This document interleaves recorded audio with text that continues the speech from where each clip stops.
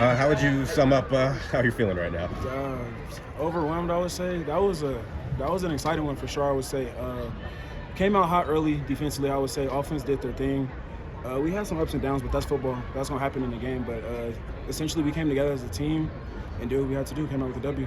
That last drive when you were on defense and you guys got them in a couple of fourth downs, and they just kept getting it. But what was it like in the huddle after some of those plays when they would kind of come through on you guys? We knew that we needed to execute. That was something that we was harping honestly since bye week last week. Execution. This is a good team, as everybody could see.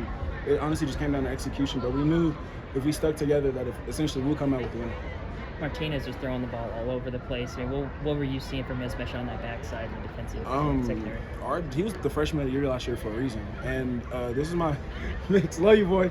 This was my first time playing him, and I would say honestly he's a tremendous football player. He'll be playing on Sundays, and so that was obviously their offense just out executing our defense.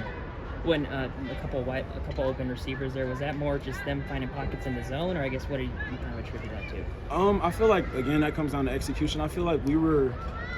I don't know. We're gonna watch the film obviously, but like I said, it just comes down to execution. They just out executed us for the most part, but we came together when we needed to and came out with the win. Brody Greeby's strip sack to start the game. How did that set the tone for the defense? I'm not gonna lie to you, my voice is gone from that, honestly. Brody, just being Brody, came off the edge. I didn't know until I heard you guys yelling, and then I looked.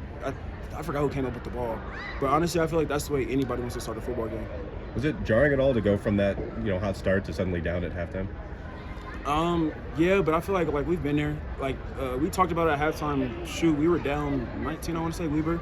And so we knew as long as we stayed the course, stuck together, executed when we needed to, did our 111 on our 20 square feet, that we would come out victorious. And you had this is your second 3-point game on the road. You obviously had the last game against Weber. Is that how much of that is you would attribute to the won't be beat attitude or other things?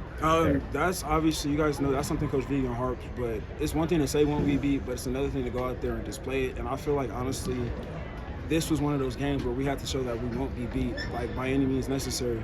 Obviously they went up, came down, got the field goal to tie the game. I'm sure everybody thought that it probably was going to be over, though. Let's just settle for overtime. And then our offense just went out there and won the game for us. What was the sideline like on that big pass from Tommy to Taco? That play was ridiculous because honestly, I thought it was overthrown, but Taco being Taco outruns the ball and then gets there.